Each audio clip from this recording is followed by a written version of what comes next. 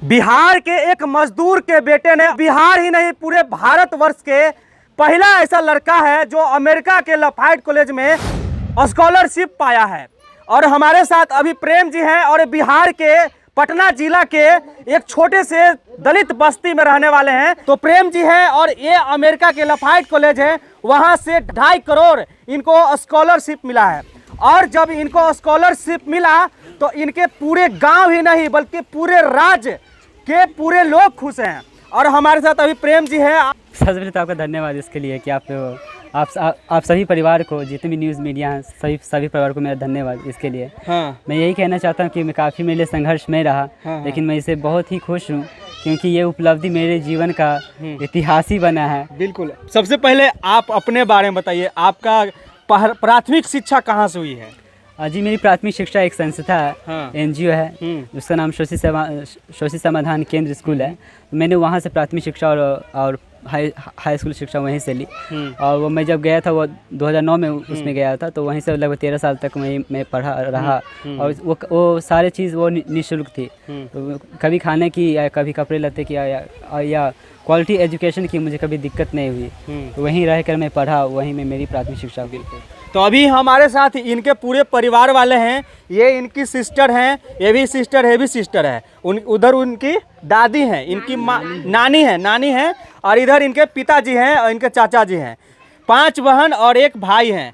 यानी कि 5 बहनों में इकलौता भाई हैं और एक बहुत ही गरीब परिवार से बिलोंग करते हैं, जहां तक खाने के लिए इनको तरसना पड़ता है। आप देख सकते हैं कि इनका घर भी कितना छोटा है, मिट्टी का घर है। इधर भी देखिए, इधर इनका घर जो है आधा अधूरा बना हुआ है। अभी इनके गांव के आसपास के भी लोग आए हुए, अगल बगल के, और सब लोग काफ़ी खुश हैं जब इनको मालूम चला है कि ये अमेरिका जाएंगे पढ़ाई करने के लिए और इनको 2.5 करोड़ रुपए का पैकेज मिला है। वहाँ पर रहना, पढ़ाई करना, आना जाना सब कुछ संस्था ही उठाएगी, है ना? बिल्कुल। तो आप बताइए कि अब जो है आप ये इस संस्था में गए लफाइट में, इसमें आप जाने के लिए क्या कुछ किए थे?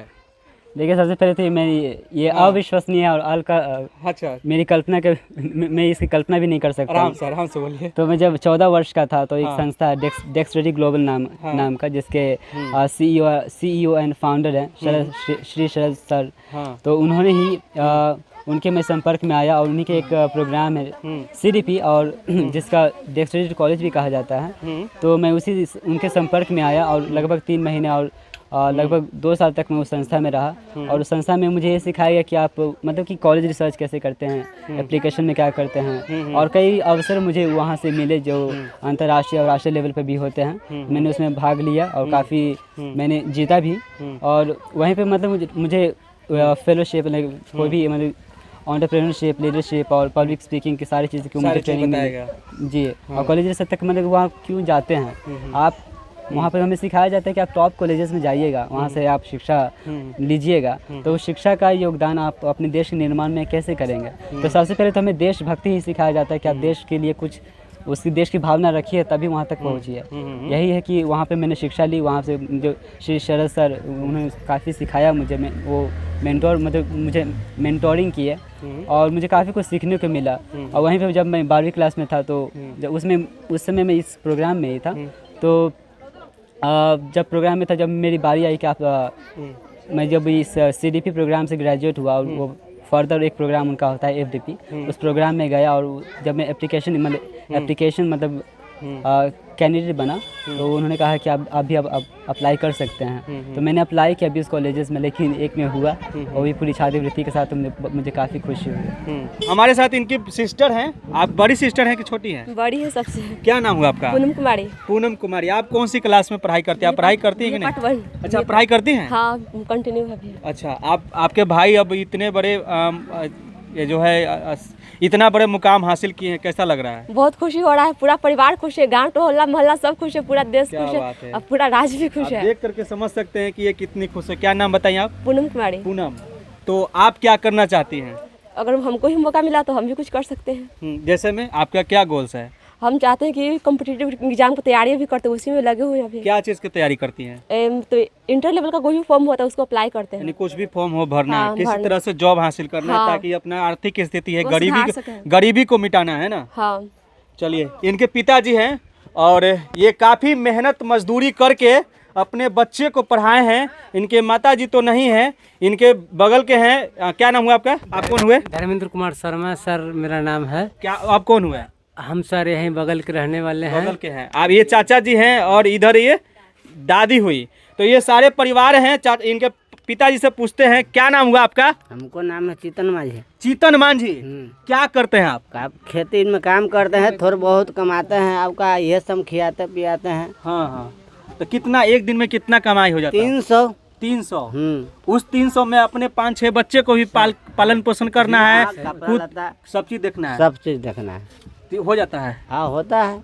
अब जब बना कभी छूछे कभी रुखे, जब बना से कैसू करके खिया रहे हैं पिया रहे हैं। भूख है दुख है हाँ जी, कहियो भूख ही रह गए हैं, बच्चा का पढ़ाई कहियो कमाए। कितने गरीबी से ये प्रेम जो है आगे बढ़े हैं। आप समझ सकते हैं कि एक दिन 300 रुपया मिलता है और उसमें भी रोज काम भी नहीं मिलता। ना रोज कहाँ कहाँ मिलता है। हाँ। अरे मिला 2-4 रोज मिला ना, तो वो ना मिला तो फिर बैठले रहो। जी अपना बैठल है वही में सर सबको पूरा। अच्छा, आपके बेटा जो है अब अमेरिका पढ़ाई करने जाएंगे, 2.5 करोड़ रुपया मिलेगा इनको पढ़ाई करने के लिए। समझिए कि इनका अच्छा पढ़ाई होगा। कितना खुशी हो रहा है? खुशी तो पूरा है, पूरा खुशी है। पूरा खुशी। खुश है सर, ऐसा बात नहीं। खुशी तो सही है। हाँ। तो ये जब पढ़ के आएंगे तो आपका भी कुछ इच्छा है कि हमारे लिए कुछ करें या तो हमारे आस पड़ोस के लिए कुछ करें? जरूर। सब आप क्या सोचे हैं? सोचे हैं कुछ ना, आप सोचे कुछ नहीं सोचे हैं? ना। अच्छा, तो चलिए, इनके पिताजी हैं, इनसे बातचीत हो रहा था, और इनके चाचा हैं।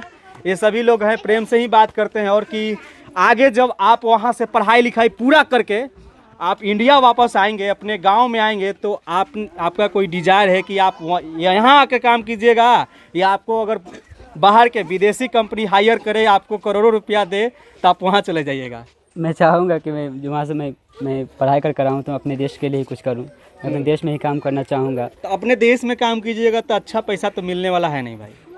जो भी है, लेकिन मैं चाहूँगा कि जब शिक्षा आपको मिलती है तो वो काफ़ी पैसों से ज़्यादा अहमियत होती है। क्या बात है जी। तो ये शिक्षा मेरे लिए ज़्यादा महत्व रखती है। वहाँ से मैं जो भी सीख कर आऊँगा तो फिर समाज अपने मतलब कि एक मैं समाज सुधार भी बनना चाहूँगा। तो मैं उससे भी मतलब कि अपने समाज के लिए, अपने समाज के बच्चों के लिए, और अपने जो भी हो सकता है, मेरे जो भी पोटेंशियल उसमें बनता है, मैं पूरी निष्ठा से इसमें योगदान दूंगा। क्या बात है। बहुत खुशी हुई कि अपने समाज को सुधार करेंगे और अपने आर्थिक स्थिति, साथ ही साथ इनके समाज के, देखिए दलित समाज के जितने बच्चे हैं, ये सब को भी पढ़ाई होना चाहिए, ये सब को भी पढ़ना चाहिए। लेकिन आखिर ये सब जो है कहीं ना कहीं पैसे के अभाव में, और सरकारी जो स्कूल होता है वहाँ पर भी ये लोग पढ़ने के लिए नहीं भेजते हैं। तो कहीं ना कहीं ये जो है इन लोगों को भी गलती है कि ये अपने बच्चे को पढ़ाई नहीं कर पाते हैं। तो इसमें पढ़ाई नहीं करने का कारण सबसे बड़ा कमी यही होता है, पैसा।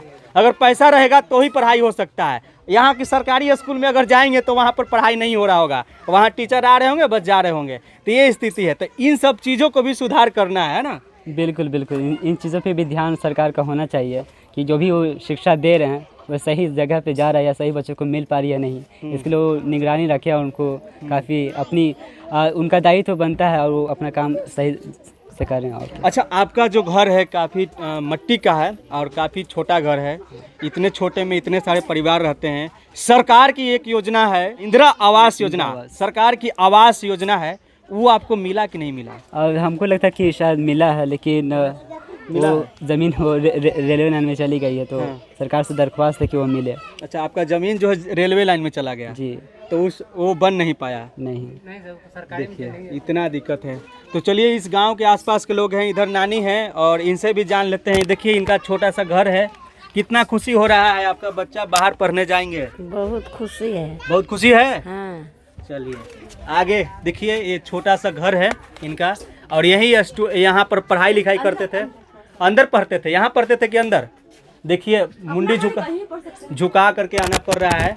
और देखिए ये इधर किताबें हैं जो यहाँ पर रखा हुआ है, और न बिजली है न पंखा। बिजली है अंदर में।